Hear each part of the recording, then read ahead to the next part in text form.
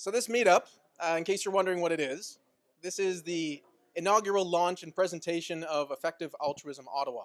This particular meetup was cross-posted to Ottawa Skeptics. So if you're here from Ottawa Skeptics, hello, you're supposed to be here. If you're here from Less Wrong, same thing. If you're here from CFI, you're also in the right place.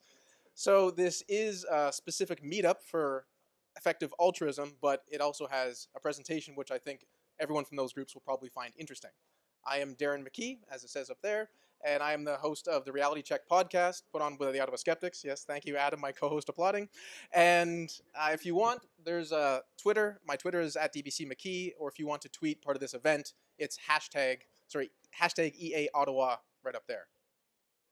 Okay, on with the presentation. Effective altruism. The outline is a general overview of what effective altruism is, talking about the heart and the head, some of the key principles of effective altruism, a thought experiment that's quite famous, the child in a pond, and as well as some psychological barriers that usually inhibit us from acting in ways which we otherwise might. So first, what is effective altruism? It is both a social movement and a philosophy. And as you can imagine, with any social movement, there's diversity and nuance and debate within it. There's no official effective altruism headquarters that has a mission and a vision. So this is my understanding of the movement as it currently exists. And of course, some people might take issue with that, but I think this will give you a general overview of what it is and why it matters. It seeks the most effective ways to improve the world, emphasis on effectiveness. And there's also an emphasis on evidence and reason, as well as an openness to different approaches. As for a quick example about the evidence and reason aspect, I don't know if you heard this, but if you have a cold and you eat some junk food, it'll cure your cold. It's true. If you just try this, like my friends did, you have the cold, you have some junk food, 3 to 7 days later, you're cured. Now, if that seems suspicious to any of you, that's good, because it's terrible reasoning. What you've done is you've done a treatment without having a control group. How do you know that the cold wouldn't have gotten better after 3 to 7 days like almost all colds do? And that's the tricky thing you have to be aware of. When some people tell you a story like, oh, we did this, and then something got better, how do you know why it got better? And this seems pretty clear to people in their everyday lives, as well as in the medical community, but in the development community, it hasn't quite taken hold, the idea of these randomized controlled trials. Throughout our daily life, we often feel torn between the heart and the head. There's this wonderful graphic illustrating such a metaphorical analysis of two metaphorical things, because the brain and the heart sort of flow through you and your brain anyway, but we're often in conflict, and we seek different things at different times because of who we are and our current interests. And I've come to believe that we should start with your heart. So when we see such a horrible image such as this, we usually feel some sort of anger, frustration, anxiety, thinking about such horrible suffering as it occurs. And this, in a way, is terrible, but it's also a good thing. I think we should use the compassion we feel in our hearts to inspire action. But don't just do any old action. You should give with your head. And you consider evidence and the impact of your actions. For example, the one that I like is, if you want to support the food bank, don't give them food. It's just not a good idea. What do I mean? Well, if you give the food bank food, what happens is you go to the store, you buy some food, then you bring it home, and then you take it to your community center or perhaps church or work, and then they take it from there to the food bank. And then someone at the food bank has to sort the food based on what you've brought, and who knows who else has brought what. So that's one issue, that there's huge transaction costs. Also, there's the issue of the cost of them buying the food versus you. Food banks can often buy food at, 5 times or 1/5 the price that you can. So if you're buying a can, if you just gave them money, you could probably have them buy 5 times as much food. And the other issue, is the idea of the quality of the food, or the type, that you don't know as well as the food bank what their clientele needs. So if you want to support the food bank, you'd give them money, not food. And for those 3 reasons. And that's just a sort of a brief example of how to think about things and effective altruism. Yes? Yes, true. Yeah, exactly. There's another good reason. And then you could use that money to donate even more to the food bank the next year. So if we're trying to utilize evidence in how we understand how to do things, I thought we should quickly look at some of the major causes of mortality. This graphic was presented in Wired recently, and I thought it was absolutely fantastic. So as you can see, it has all these different types of things that cause fatality, And in the right side on the pink, you'll see ischemic heart disease, which is one of the major killers globally. And then you'll also see in the yellow a lot of infectious diseases. You have malaria, respiratory diseases, even something like diarrhea and HIV/AIDS. You'll notice in the green, these are under injuries. And perhaps if you look really closely, you'll see that violence is actually less than suicide. And right beside violence is pretty small, but that's the deaths from war. So as much attention we give to war and the horrors of war, it is actually but a fraction of what's killing people in total. And if you look at the cumulative volume, which is what is measuring the size of these things, violence and suicide together is pretty much the same as just malaria. So think about what's in your newspaper page and what actually is affecting you. Worldwide, it's all global. It's all global. The other issue is it's not just what's killing people, but in what way might we be able to intervene to help people. Ischemic heart disease seems to be the number one killer, but is it easier to help people who are suffering from malaria or some basic respiratory illness than it is from ischemic heart disease? Yes.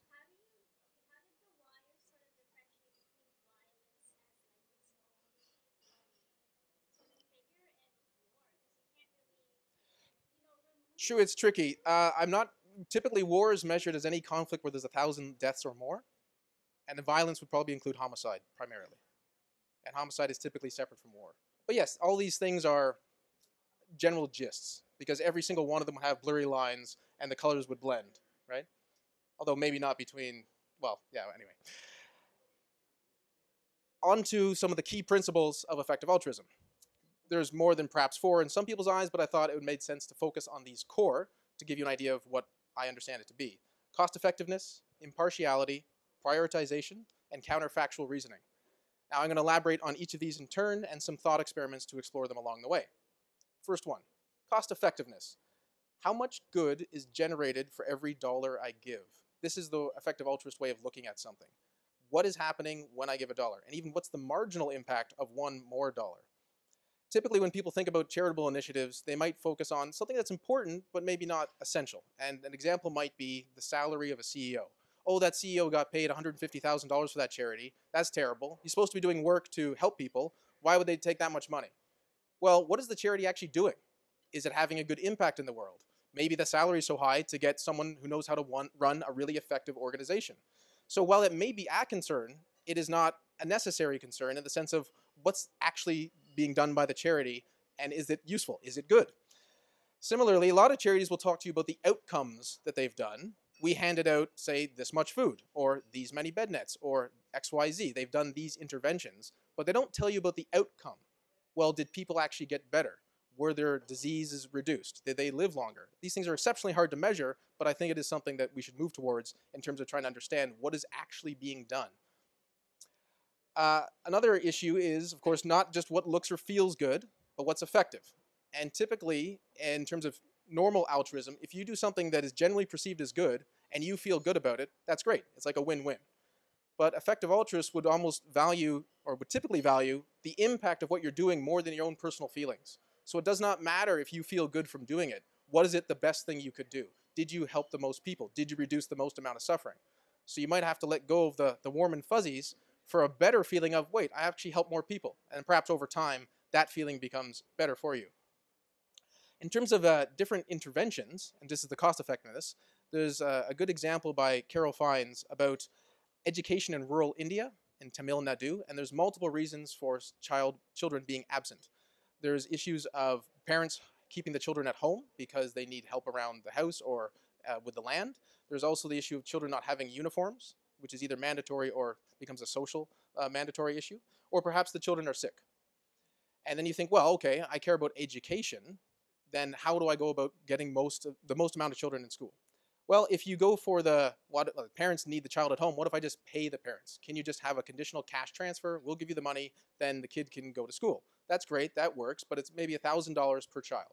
But still, $1,000, child got educated for a year, that seems like perhaps a decent deal. For the uniforms though, if you have $1,000, you can get at least 10. So with the same $1,000, you can now have 10 children going to school because of the uniform issue. But then you think, well, what further? What about other issues? I mentioned there was a sickness, and yes, some children suffer from intestinal worms, and if you have the treatment to take on and reduce intestinal worms, it's about $40 per child. And then that ends up being about 25 times more effective than the initial one about paying the parents. So in this particular example, we can see that if you care about education, there may be different ways to get to the same good of having more children educated, but some of them may be far more effective than others. Now, there's another issue. Should you even be focusing on education? But that should be in the back of your head. The second key principle, in my opinion, is impartiality. So I want you to think of, in your head, picture an average Canadian citizen and an average British citizen. Okay? You got that? Quickly. Whose life is worth more? Put your hands up if you thought the Canadian. Put your hands up if you thought the British life was worth more. Put your hands up if you're like, why are you asking? How could you ask that? They're all the same. So that means no one would have any trouble donating just as much to a British charity as to a Canadian charity. All the lives are worth the same, you just said so. What if it was someone in Ethiopia? What about Zambia? What if it was a Canadian versus an Ethiopian? Does it matter? Should it matter? No. All lives should be worth equal amounts. Yes. Well, it does actually matter because different governments have different weight globally. So I would True. say British citizen is probably worth more than a Canadian citizen because the British government has a lot more influence around the world. The citizen itself might not be worth more, even though the government has greater influence. True.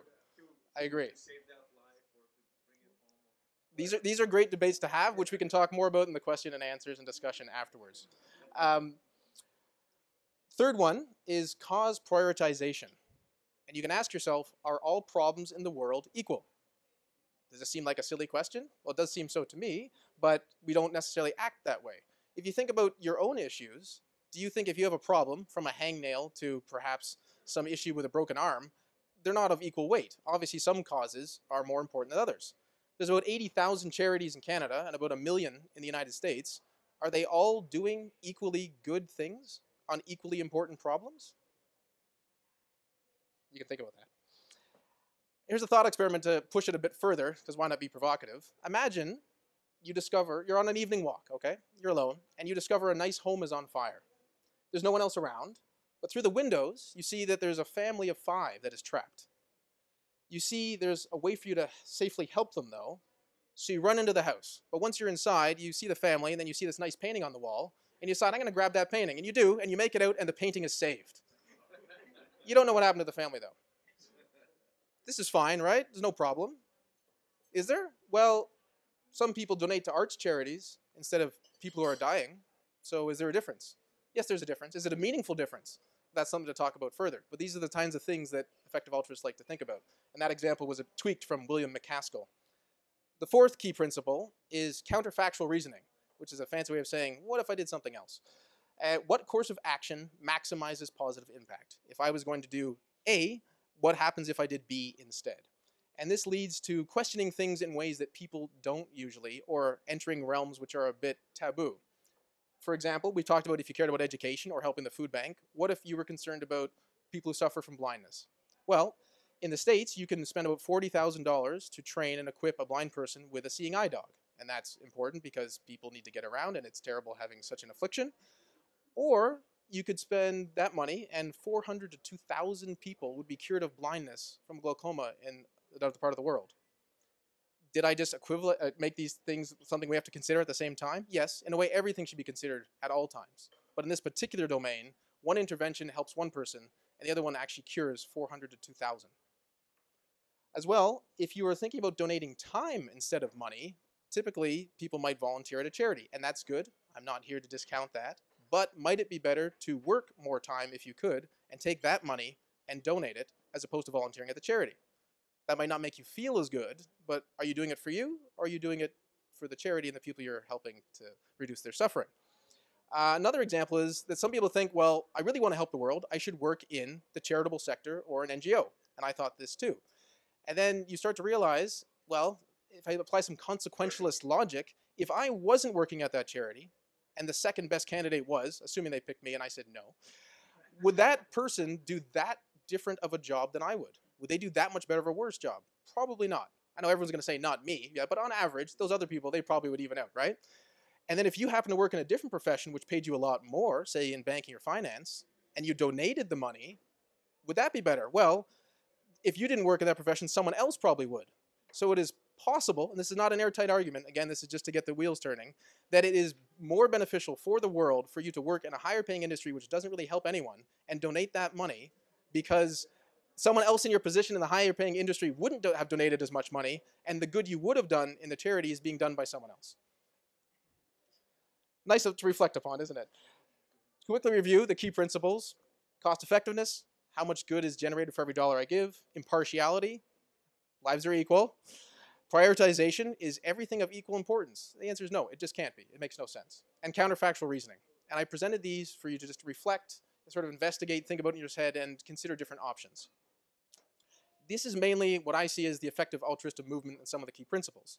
And I want to sort of segue to sort of why I became involved in this movement. And although I viscerally have cared about people, there was a philosophical thought experiment which kind of brought me far more engaged and interested in this issue.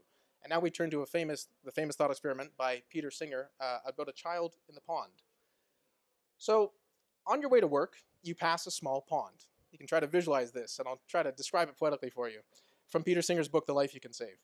On hot days, children sometimes play in the pond, which is only about knee deep. The weather's cool today, though, and the hour is early, so you are surprised to see a child splashing about in the pond. As you get closer, you see that it is a very young child, just a toddler, who is flailing about, unable to stay upright or walk out of the pond. You look for the parents or babysitter, but no one else is around. The child is unable to keep its head above water for more than a few seconds at a time. If you don't wade in and pull him out, he seems likely to drown. Wading in is easy and safe, but you will ruin the new shoes and suit you bought only a few days ago from all the mud. By the time you hand the child over to someone responsible for him and change your clothes, you'll be late for work. What should you do? Put your hand up if you think you should go into the pond and save the child. Put your hand up if you think you shouldn't do that and you should preserve your shoes and your suit. Why not? I've only seen someone do it to be contrarian, not to actually believe it. Now, for all of you who said you would go in there, if we think about this a bit more thoroughly, you're really talking about exchanging a cost for a benefit. In here, the shoes and the suit will say, perhaps getting a suit dry cleaned, replacing your shoes, say it's about $100, and then you get a child's life saved in this particular example. Cost is loss of resources and time, and the benefit is a child life that is saved. And we do this constantly, and this seems like a good deal, right? Just some money and some time, that's not a big deal. Save a child's life. But what about the other children that are drowning? There's about 6.6 million children that are dying every day from poverty needlessly. That works out to a staggering and almost incomprehensible 18,000 a day and 12 a minute. Now, that's a huge number, but if we extend it up, that's just children under the age of 5. If we sort of include everyone who's suffering from poverty unnecessarily, the death tolls between 10 and 20 million, which annually approximates that what's happened in World War II. So another way of looking at this is that World War II is happening all the time, and we just don't seem as concerned about it. Exploring the drowning children idea further, this is a quotation from a Ghanaian man to a World Bank researcher saying, "A boy died of measles this morning. We all know he could have been cured at the hospital, but the parents had no money, and so the boy died a slow and painful death, not of measles, but of poverty." Starvation, measles, malaria, diarrhea, pneumonia. We saw that big yellow block at the beginning that's killing a quarter to a third of everyone. And these children are vulnerable because they have no safe drinking water, no sanitation, or their parent can't afford basic medical treatments. And here's a long quotation from Peter Singer, again from the book The Life You Can Save. UNICEF, Oxfam, and many other organizations are working to reduce poverty and provide clean water and basic health care, and these efforts are reducing the toll. This number's actually gone down, as horrible as it is, so that's great. If the relief organizations had more money, they could do more. Kind of makes sense, and more lives would be saved. Now think about your own situation. We all spend money on things we don't really need, whether on drinks, meals out, clothing, movies, concerts, vacations, new cars, or even house renovations. Is it possible that by choosing to spend your money on such things rather than contributing to an aid agency, you are leaving a child to die, a child you could have saved? Well, anything's possible, but how probable, right?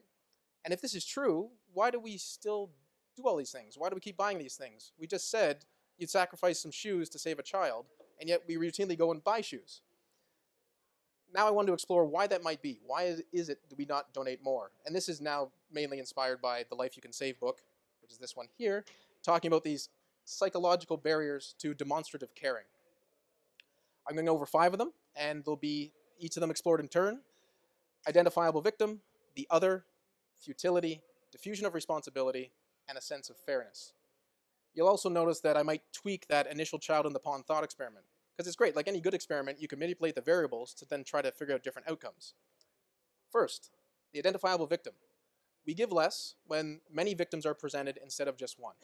Some very saddening psychological research has indicated that if you give someone a script and say, there's this one child who's suffering terribly in this particular village, they'll give a certain amount.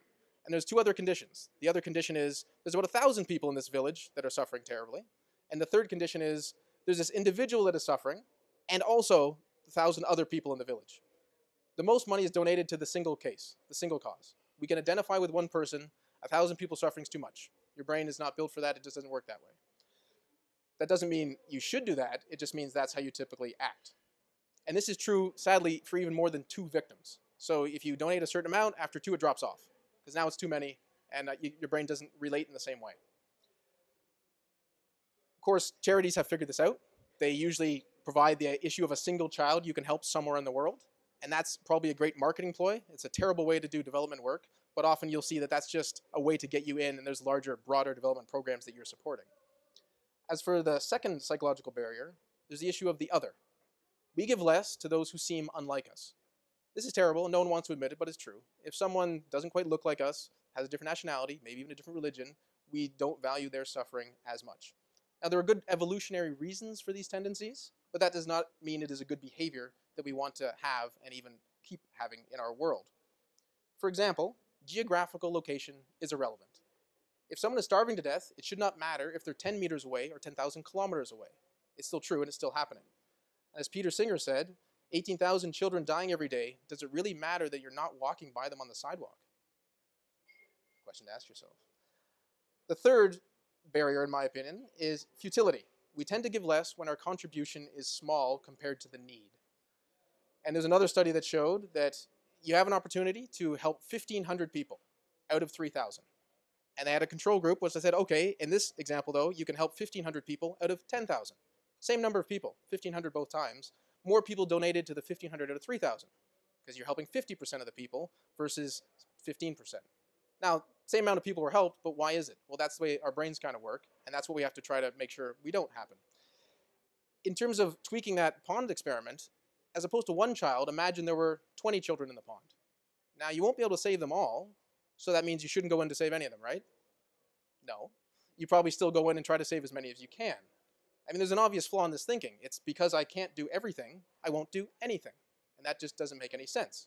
So we feel the futility of something and then feel less inspired to act. But then we try to use these cognitive mechanisms. Wait a minute, I would have helped those children in the pond even if I couldn't save them all. And that's a way of reframing it. The fourth one is diffusion of responsibility. Simply put, we give less when others could be helping. If something bad happened in this room, well, we divide it by 50 in terms of responsibility. Someone else will probably do something.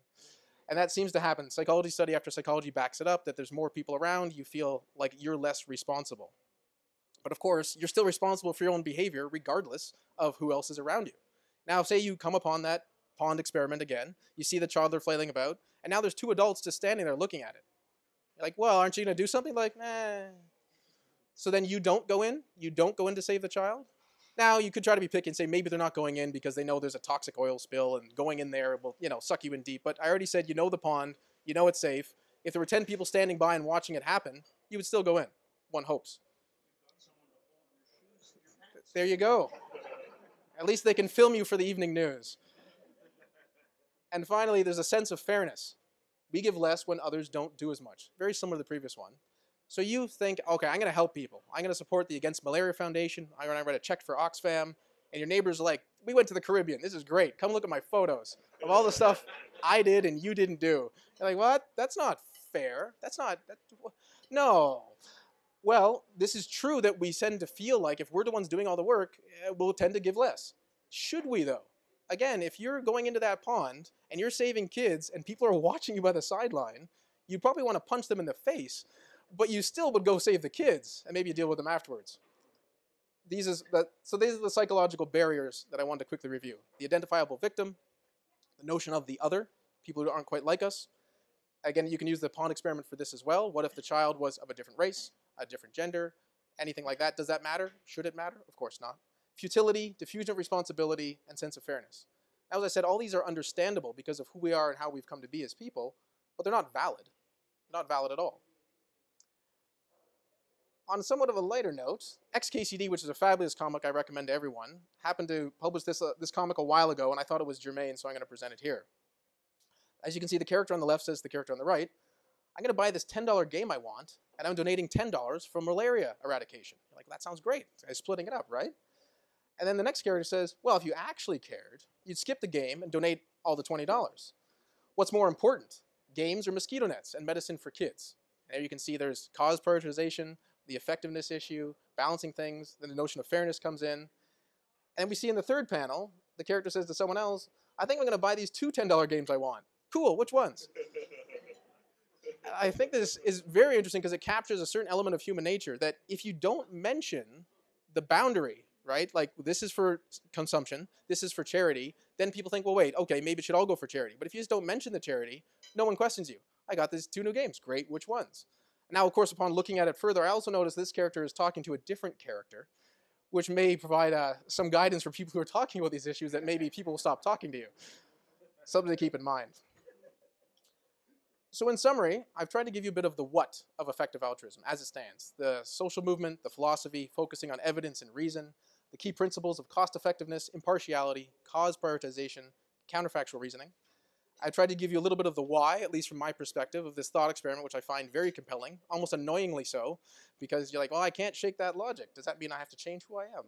As well as some of the reasons why we don't tend to give, these psychological barriers to demonstrative caring. Now, this movement, in a way, is still in the nascent stage. It's still early. There's a lot of debates happening on. And so in a way, it's only the beginning. For those interested in further resources, there are 4 books I'm going to look at. The Life You Can Save, I've mentioned repeatedly. It's a very accessible overview by Peter Singer. The other one on the right, Living High and Letting Die, Our Illusions of Innocence, is a bit more philosophical, but it provides a lot of thought experiments to play with your intuitions of what you should and shouldn't do. There's another great one that came out recently called Reinventing Philanthropy. This is a big emphasis on the donor and what the accountability of the donor should be. Because often, as I said, we give because we want to feel good and help others. What if the more important thing is helping others not feeling good at all? And it's a really good exploration. And if you want a bit more of an examination of do specific things work, like microfinance, certain AIDS intervention, or perhaps even food, More Than Good Intentions by Dean Carlin is a great one. Also, there are some great websites. There's GiveWell, The Life You Can Save, Giving What We Can, and Innovations for Poverty Action. GiveWell in the top left is a fantastic charity evaluator. They can't look at all charities because they try to be really, really thorough, and you'll find that they reject almost all of them because most charities say they do some good, but they have a hard time proving that they do any good. Now, to be fair, some organizations, it's harder to harder to demonstrate the impact of some of the good that you're doing, but there are, say, lower hanging fruit of people who are suffering, which you can more easily help. As for The Life You Can Save, that is from the same organization linked to the book by Peter Singer, and that's trying to look at extremely effective charities. There's also Giving What We Can, and that is the idea of global poverty issues, as well as trying to get people to commit to donating 10% of their income over time. And finally, Innovations for Poverty Action. They are economists who are trying to research what actually works. How do these things work? Can we do randomized control trials to show and demonstrate actual improvement in people's suffering? And Innovations for Poverty Action, a lot of their research informs the other groups because they're trying to use credible information. Yep, this presentation. Well, hopefully this presentation will be soon. Yes.